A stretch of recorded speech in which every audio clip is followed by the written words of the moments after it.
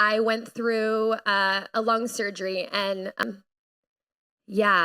when you have everything that you think that you need, you have the friends, you have the finances, you have the things in life that you love, all the things in your life that you think are so important, right?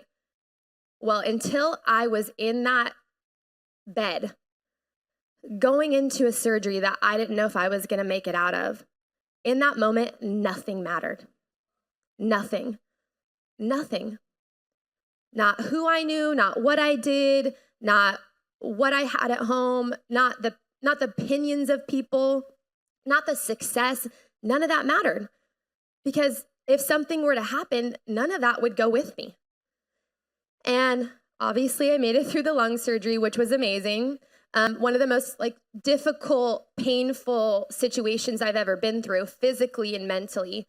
I was in the hospital for almost 2 months, and they wouldn't let me leave until my lung was fully functioning properly.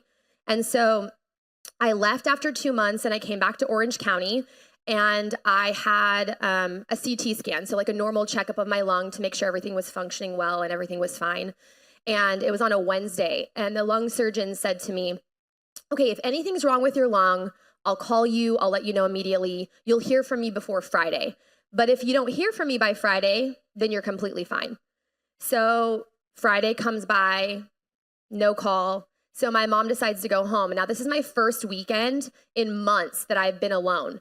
And I go to sleep that night.